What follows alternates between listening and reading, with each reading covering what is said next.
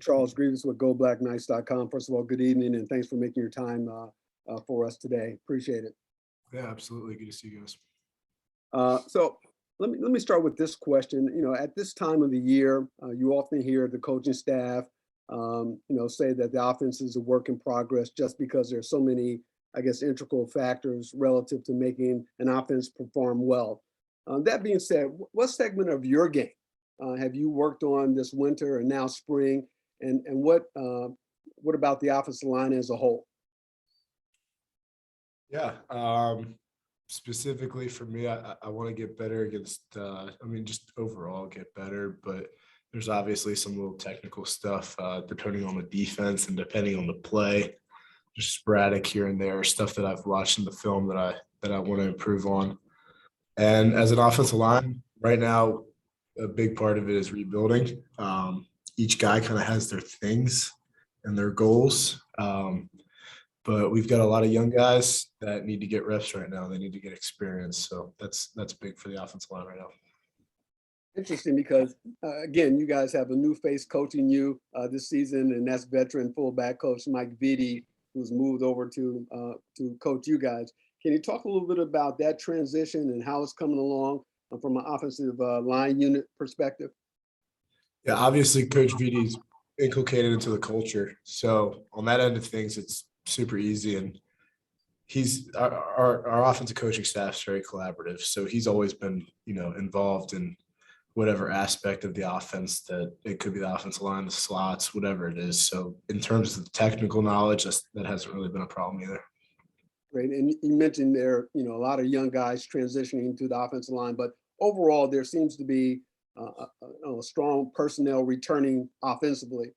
So what's the next step for this offense to take preparing for the 2022 upcoming season? Yeah, we need to the next step we need to take. We got to be better against any defense running any sort of scheme that we might have, and just be more consistent. Consistency really is the biggest thing.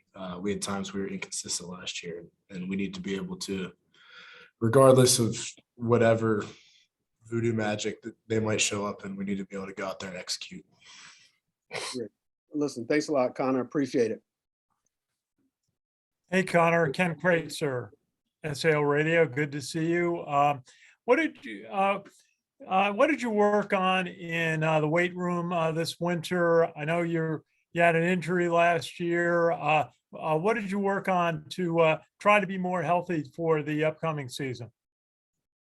Yeah, I defer a lot of that to Coach Hughes and to the training staff, and they do a phenomenal job, and I feel good.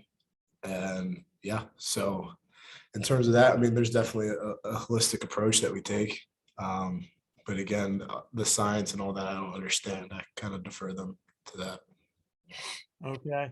But just tell us a little bit about the Navy game was disappointing, but you had the big end of season win against Missouri. How did that win help provide a real positive frame of mind for everybody going into the winter and the off season? Yeah, I think that kind of categorized that team as the no flinch mentality, and we were able to bounce back after a loss like that, and just being able to, regardless of the situation, come ready to work. And I think it gave us a little bit of confidence back, which was important going into the off season. So while obviously still looking back on the loss and understanding that we need to improve. So. Very good. Now, how is it? You've got a couple of quarterbacks coming back, Tyler, obviously, and Cade. How is it working with them, but also the young quarterbacks that are being given a chance to show what they can do? Yeah, they're a great group of guys. The culture in that room is fantastic. Coach Worley does a great job. And, the younger guys, in terms of their attitude and their effort, are a continuation of what the older guys have been showing for the past 3 years since I've been here. So. Very good. And they say the offensive line can be one of the toughest units in football to put together, develop chemistry, so you each know what each other's going to do on any given situation. How is it this year putting a new group together for the offensive line? Yeah, I mean, it just takes experience and work, and there's no other way to do it than just playing together. So we've got a few guys that kind of we had that chemistry with last year, and there's some younger guys that we got to get caught up to speed. But it certainly takes experience and hard work and tough practices to get that going. Very good. And just final question: how's your academic side? What are you studying this year? I'm a business management major, so taking some finance classes as well as some leadership classes in the psychology department. Very good. We'll see you up at practice very soon. Yep. Hi, Connor. Ken McMillan from the Times Herald Record. How you doing, Ken? Good, thank you. How much comfort do you need to have about the offensive line coming together out of this camp, or do we really see more progress during the preseason camp? I mean, they're both vital. I would say during this camp, we kind of get an idea who might contribute. Ideally, we're not going into the season with 5 guys that we trust. Ideally, we're going into the season with 8 to 10. So we kind of have a decent idea after spring ball. And then in camp, that kind of gets solidified, and really throughout the season, because we're competing every single week. So I mean, it's just a step closer in that regard. I wouldn't say one's more important than the other. Mm-hmm. But would you see this as a unit important camp, or is it more work on the individual skills and let the coaches, figure out the pieces later? No, I mean, it's certainly a unit important spring ball, just bringing the culture and who's going to step up as leaders and who's going to step up in general. I mean, there's definitely an individual focus of, each guy kind of has an idea of what they want to do, and each guy is getting evaluated. But there's also just that building the culture and that chemistry that we were talking about earlier. All right. Well, what about you specifically? I mean, you kind of established yourself some time ago on this line. So does your approach change coming into, your final spring camp? No, I mean, still going out there and competing every single day. There's younger guys below me who are knocking and looking for an opportunity to prove themselves. And we still go out there every single day and compete against the defense. It's the same mentality. Mm-hmm. Does it give you, though, an assurance? But coaches love you and, have given you the honor of starting. Does it make your job a little easier knowing they have this faith in you, or do you really have to fight for this thing every day? I would say it's a fight every single day. I mean, in the history of college football, we've seen a lot of people who have started one year and not started the next. So, everybody wants that opportunity, and it's going to come down to who's performing the best. Mm-hmm.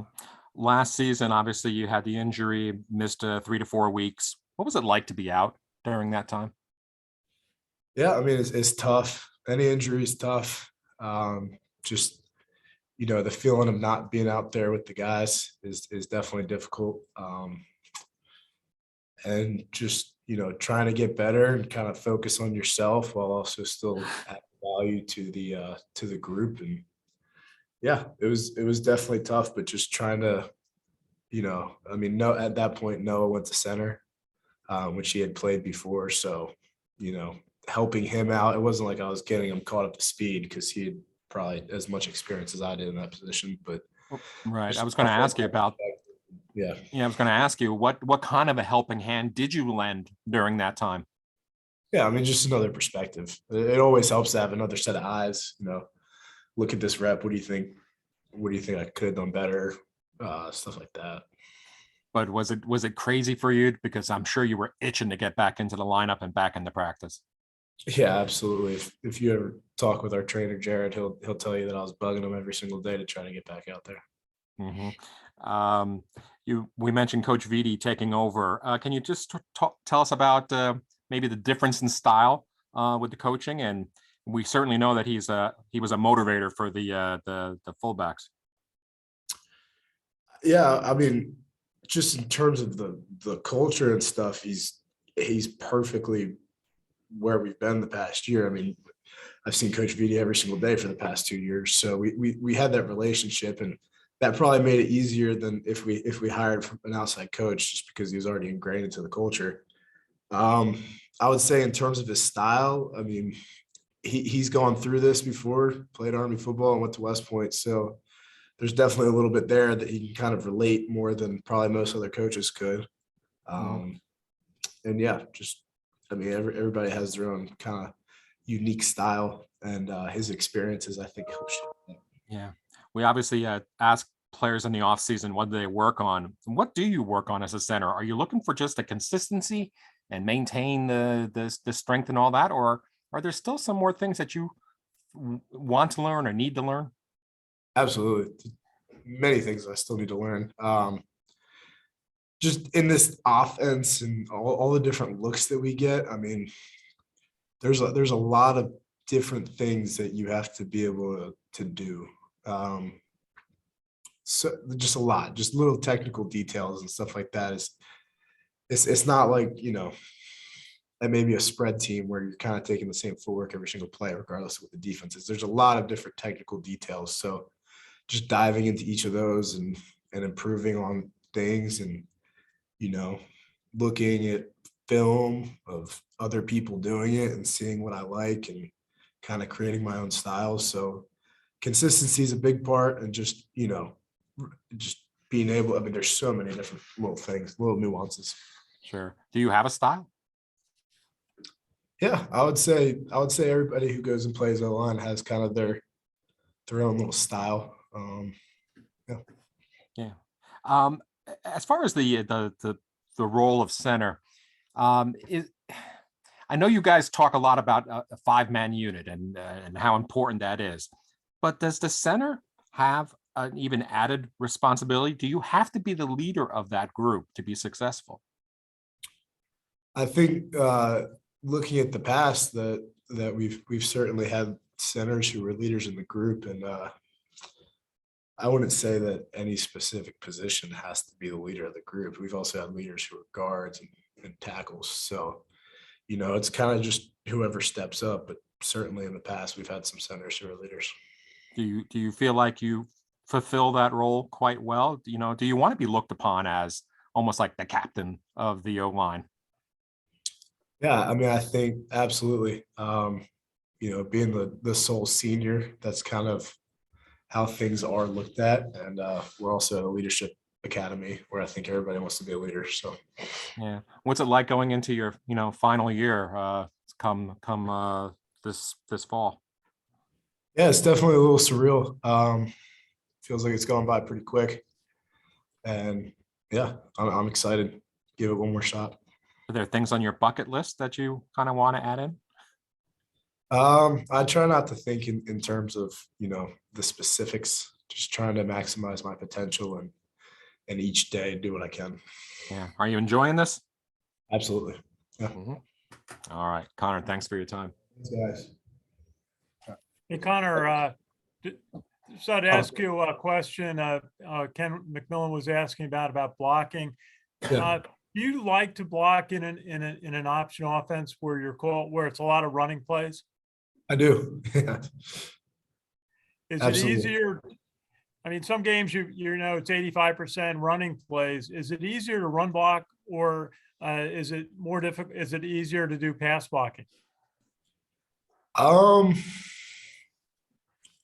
mean, I think we you know, you're gonna get good at the things that you do a lot. So, but we're also very balanced. I mean, we went out and in that Missouri game in that final drive, and we had prepared in 1-minute situations like that a lot. So, I mean, we obviously I probably feel a little bit more comfortable in the run just because we've done it more, and that's kind of our staple. But I mean, we also work the pass a lot. So And there's also different types of passes. There's the play actions where, you're a little more aggressive, and then there's standard drop back passes. So.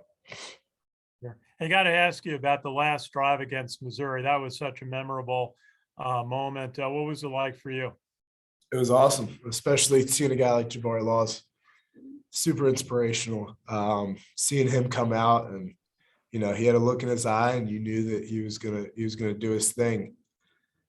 Just a natural born leader, and we all kind of looked at each other and we said, let's finish this. So That was a great moment. Thanks. Good to see you tonight. yeah, thank you guys. Connor, I just want to follow on that. You guys, the season's long. Yeah, the season's long. You beat Missouri. When that game is over, are you like take a sigh of relief, like whew, season's over, or are you still itching to play in a couple more games? I mean, I think certainly after this year and that second to last game, I would have loved to play another game. But there's also the aspect that, things got to move forward, and you got to take a break for a little bit, and then recoup and rebuild and get back after it. Mm-hmm.